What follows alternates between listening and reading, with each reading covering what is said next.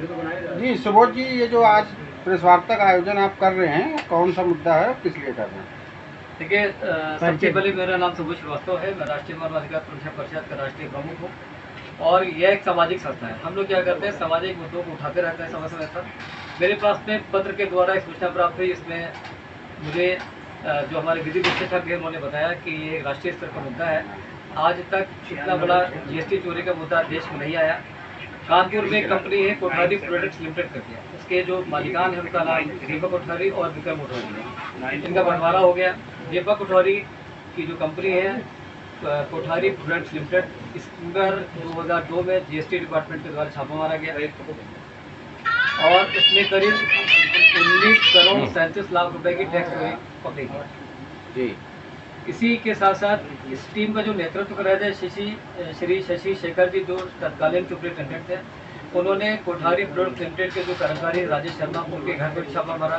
वहां पर करीब 80 करोड़ के उन्होंने दस्तावेज पकड़े, जिसमें हवाला से लेकर के और जीएसटी चोरी से लेकर के इनकम टैक्स चोरी तक सारे दस्तावेज। इन सारे दस्तावेजों को उन्होंने बड़े जिम्मेदारी के साथ में तत्कालीन जो हमारे हमारे कमिश्नर थे श्री सुभाष चंदाना जी, उनके समक्ष उन्होंने सारा प्रस्तुत किया। उनको सारे दस्तावेज सौंप दिए गए। उन्होंने सुरक्षित अपने पास में रख भी लिए, परंतु 2 साल तक इस कार्यक्रम को जानबूझ करके लेट किया गया और कोठारी बंधुओं को पूरा मौका दिया गया कि वो साक्ष्य मिटा पाएँ और अपने इस केस को कमजोर कर पाएँ। ये जानबूझ करके किया गया, जबकि अगर एक बार पेनाल्टी इम्पोज कर दी गई तो तत्काल सरकार को पेनाल्टी लगा करके उनसे टैक्स की वसूली करनी चाहिए थी। उन्होंने यहाँ पर लापरवाही करी। और सबसे बड़ी बात यह है कि जो टैक्स चोरी हुई थी 19 करोड़ 37 लाख रुपए की, जाना जी जो तत्कालीन कमिश्नर थे, उन्होंने उनको क्लीन चिट देते हुए इससे उनको बाइज्जत बरी कर दिया। जो 80 करोड़ रुपए के दस्तावेज राजेश शर्मा जी के घर से बरामद किए गए थे श्री शशि शेखर जी के द्वारा, उनको बिना किसी शर्त के वापस कर दिए गए। किसी प्रकार की टैक्स की कोई वसूली नहीं हुई। इनसे 5 करोड़ रुपए सरकार के खजाने में बतौर जुर्माना जमा कराया गया था, जिसको भी श्री एससी जाना जो तत्कालीन कमिश्नर थे, उन्होंने इनको क्लीन चिट देते हुए वो पैसा वापस दिलवाया। अब सवाल ये पैदा होता है कि यदि टैक्स की चोरी नहीं थी तो आपके जो अधिकारी थे श्री शशि शेखर जी, उन्होंने अपनी क्या झूठी रिपोर्ट लगाई थी? क्या उनकी सूझबूझ में कमी थी? क्या उनकी काबिलियत में कमी थी? आपने किन आधार पर उनको क्लीन चिट दे दी? आपने साफ साफ फाइल के ऊपर लिखा है कि इनको ओरिजिनल डॉक्यूमेंट वापस किए जाएं। आपका जबकि ये दायित्व बनता था कि जो दस्तावेज राजेश शर्मा को उन राज्यों में भेजना चाहिए था, जैसे आसाम में इनकी फैक्ट्रीज थी, आसाम के अधिकारियों को आपको भेजना चाहिए था, इनकम टैक्स को आपको भेजना चाहिए था, उसमें हवाला का भी जिक्र था, आपको ईडी को उसमें इन्वॉल्व करना चाहिए था। सारे अधिकारियों का अधिकार अपने पास में समाहित करते हुए आपने उनको किस आधार पर क्लीन चिट दिया? ये सब होने के बाद आपने सबसे पहले प्रलोभन दिया कि यदि आप किसी प्रकार की टैक्स की चोरी को पाते हैं तो आप सरकार को सूचित कीजिए, आपको उचित इनाम दिया जाएगा। अनिल कुमार श्रीवास्तव ने क्या करा, अपनी जान जोखिम में डाल करके आपको प्रॉपर डॉक्यूमेंट आपको उपलब्ध कराए, आपको बताया कहाँ पर क्या दस्तावेज रखे हुए हैं।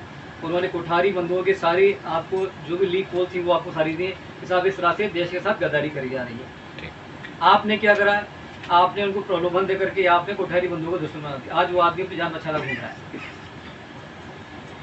आपने किस आधार पर आपने उनको दस्तावेज वापस कर दिए? किन आधार पर आपने उनको बाइज्जत बरी कर दिया? ये प्रलोभन आपने दिया अनिल कुमार श्रीवास्तव जी को। जब उन्होंने देखा कि आपने उनको क्लीन चिट दे दी है तो उन्होंने क्या करा, इसकी शिकायत विजिलेंस में करी। 11 जनवरी 2016 को बुलाया पत्र के माध्यम से, बुझवाने नहीं, पत्र के माध्यम से उन्होंने अपने कार्यालय बुलाया, लखनऊ में उनका कार्यालय है जी साहब का। उन्होंने सारे दस्तावेज देखे, उन्होंने कहा ये तो बहुत गलत बात है, इसमें हमारे विभाग के कुछ अधिकारियों के इसमें जो इन्वॉल्वमेंट है और उनको तत्काल भाव से निलंबित किया जाएगा, हम लोग उसमें सख्त कार्रवाई करेंगे। आपने सारे दस्तावेज अपने पास इकट्ठा किए, उनको आश्वासन दिया, आप 1-2 साल तक उनको ऐसे ही बताते रहे, अंततः उसमें कुछ नहीं। इसका मतलब पैसा वहाँ भी चल गया। हमारा तो ये सीधा क्वेश्चन ये है कि जब सीधे राजस्व की वसूली दिख रही है तो किस आधार पर जीएसटी और विजिलेंस के अधिकारी कोठारी बंधुओं को क्लीन चिट दिए पड़े हुए हैं? हम तो कह रहे हैं इसकी आप सीबीआई जांच कराओ, आप इसको ईडी को दो, आप इसको इनकम टैक्स डिपार्टमेंट को दो, आप सारे विभाग मिलकर जांच कर ले। हम तो कह रहे हैं इसकी आप सीबीआई जांच करो। मैं सीबीआई जांच 2019 में ये पूरा मुद्दा से छपा था।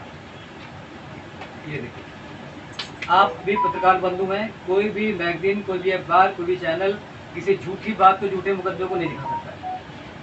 पेज में छपे हुए हैं। इनकी ऑफिस में डीजी विजिलेंस ने ये लेटर भेजा सारे प्रमाणों के साथ। ये देखिए इतने मोटे इसमें प्रमाण लगे हुए हैं, एक एक कागज में लगा हुआ है। ये लेटर वहाँ जाता है डीजी ऑफिस में, पत्र निकाला जाता है, उसको पढ़ा जाता है, वापस इसमें डाल करके किसी एक अनजान व्यक्ति के हाथ हमारे ऑफिस में इसको भिजवा दिया जाता है। क्या अब सरकार के अधिकारी इतना गिर गए हैं?